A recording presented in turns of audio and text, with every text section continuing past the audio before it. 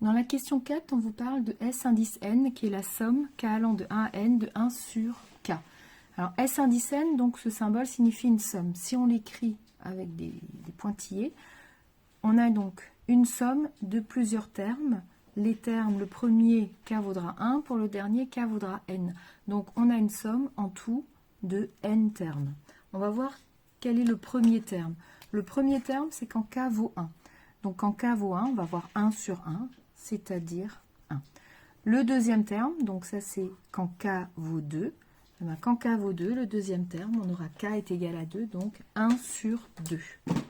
Le troisième terme, ce sera quand k est égal à 3, donc on aura 1 sur 3, etc.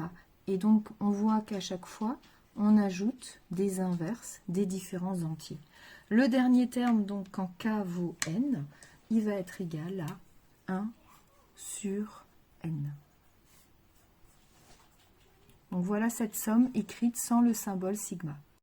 Ensuite, S indice 2n. Donc S indice 2n, c'est le même principe qu'avant, sauf que cette fois-ci, la première valeur pour le premier terme, k vaudra 1, et pour le dernier terme, k vaudra 2n. Quand on a une somme comme ça, c'est-à-dire qu'on va prendre tous les entiers de la valeur 1 à la valeur 2n. Donc par rapport à précédemment où on prenait tous les entiers de la valeur 1 à la valeur n, il va y avoir dans cette somme-là des termes en plus. Le premier terme en plus sera celui qui est après 1 sur n, et le dernier terme sera celui qui est après, qui est 1 sur 2n. Le premier terme sera donc 1, le deuxième terme 1 demi, 1 tiers, jusqu'à 1 sur n, donc là on retrouve la somme précédente, et ensuite on continue, puisqu'on va aller jusqu'à un dénominateur, jusqu'à une valeur de k, qui est de 2n.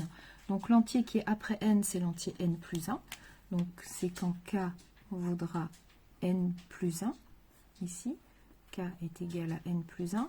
On continue, l'entier qui est après n plus 1, c'est n plus 2, donc on aura 1 sur n plus 2, ensuite 1 sur n plus 3, etc.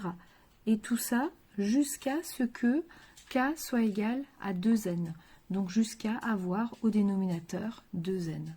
1 sur 2n. C'est-à-dire, or 1 sur 2n, c'est quoi? C'est 1 sur n plus n. Donc finalement, on a rajouté ici 1, ensuite 2, jusqu'à rajouter n. Donc les termes en bleu qu'on rajoute, ce sont au nombre de n. On a rajouté encore n termes en plus de la somme S indice n qu'on avait préalablement. Et donc maintenant, quand on veut faire la différence entre S indice 2n et S indice n, on va donc avoir cette somme-là, auquel on va retrancher la somme précédente. Or, on voit que la somme précédente, elle se retrouve déjà dans les premiers termes de la somme S indice 2n. Donc, si on fait la soustraction des deux, il nous restera uniquement les termes en bleu.